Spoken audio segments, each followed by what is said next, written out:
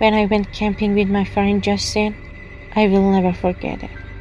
Justin is a nature enthusiast and goes camping a lot. That's why I decided to join him on a camping trip to experience it. On that trip, his fiancée Susan and I went together.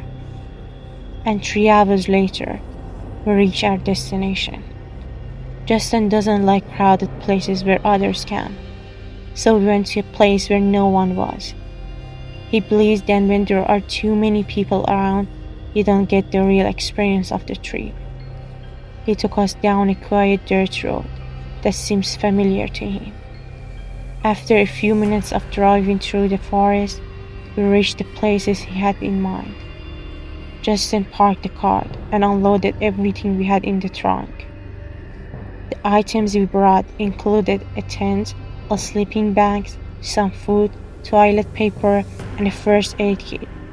Justin said that usually when he goes on a trip he doesn't bring much with him, but for the sake of me and Susan, he had prepared everything.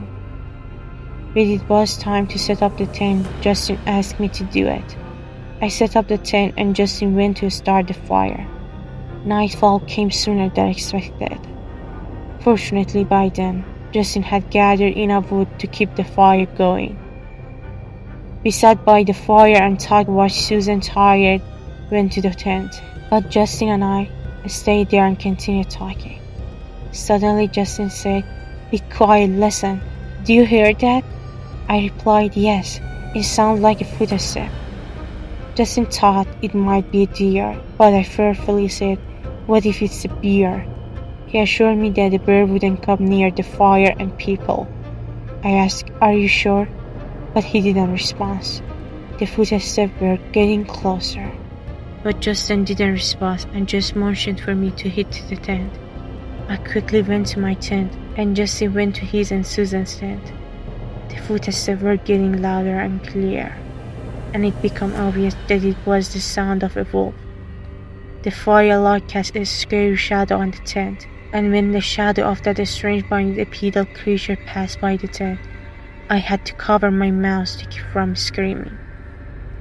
The footsteps were slow but heavy and moved from my tent toward Justin and Susan's tents. Suddenly Susan screamed, as if something was trying to kill her. Then I heard both of them rushing out, and I followed them. We fled with our flashlight, not knowing if something was chasing us.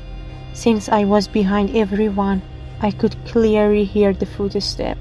Miraculously, Justin managed to guide us into the darkness straight to the car, and without looking back, we got in. Justin drove off quickly when the creature followed us. I insisted that he turn off the car lights so the creature wouldn't follow us, but Justin said he needed light to avoid hitting trees. I was sitting in the back seat, looking outside in fear to see if the creature would appear. Finally, Justin managed to get out of the scary forest. We had left all our belongings at the camp, even the valuable ones, but there was no chance we would go back there. Justin says he's never seen anything like this in his life, and we still wonder what it was that walked on 2 legs.